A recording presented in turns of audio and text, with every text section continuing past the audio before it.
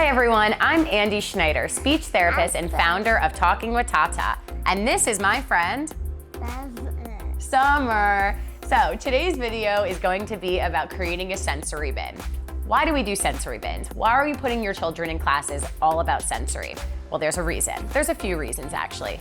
One, sensory. It stimulates all of your senses. So touch, hearing, smell, taste, right? Everything that uses our hands, our mouth, our nose, our ears, and our eyes, right? And our vision. So that's the first reason. We really want to expose your child to different types of senses, get them used to the world around them. Number two, we want to work on our fine and gross motor skills. So playing with something like Play-Doh, playing with bigger things, anything like that. Really getting them used to holding things, right? Can you hold your Play-Doh? Very good. So touching things, getting them exposed to different textures. For example, a light up ball like this. We can touch it, it has little sharp edges. You wanna touch our ball? Getting them used to that. We wanna expose them at a very early age. That can include water, cold water, lukewarm water, whatever it might be.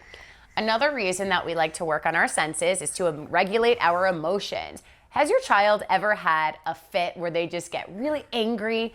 Having them hold something to really relax them, like Play-Doh, keeps them calm and happy. Kind of like adults. You wanna use like a stress ball. So Summer, this is how we're gonna do it. We are going to make a very casual sensory bin. First thing I would say to people is to choose a theme. You do not have to, but if you have animals, our theme is gonna be animals today, okay, Summy? Okay. Okay, let's leave this down. So, our theme is gonna be animals. First thing is, we wanna put water in our bin. So, we wanna get her used to just touching water, touching different senses, okay? Let's put our Play-Doh down. All right, I'm gonna let you pour it in our bin, okay?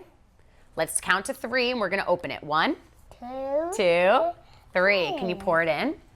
Good job. So you can use water as a base, you can use rice, you can use even Play-Doh as the base, whatever. As long as your child's old enough where they won't choke on something, you can use it. If they are too young, water's the safest bet. So we can put our Play-Doh in it. It's gonna get really messy and yucky, and let them know that that's okay. We're so used to constantly cleaning our children's hands. Let them get dirty. Should we put some bubbles inside? Yeah. Okay, so we're gonna make it really soapy, right? Yeah. All right, Tata's gonna pour it. 1, 2, 3. Let's do it together. Wow. All right, can you mix up the bubbles for me to get it really bubbly? This is almost like you're taking a bath.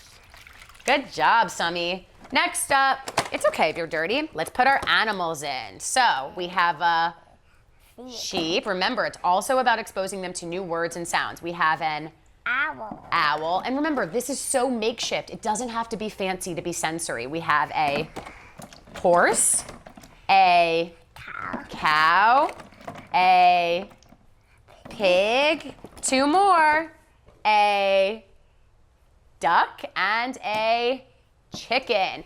And this is our sensory bin.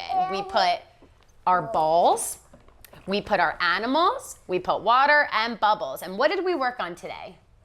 We worked on using our hands.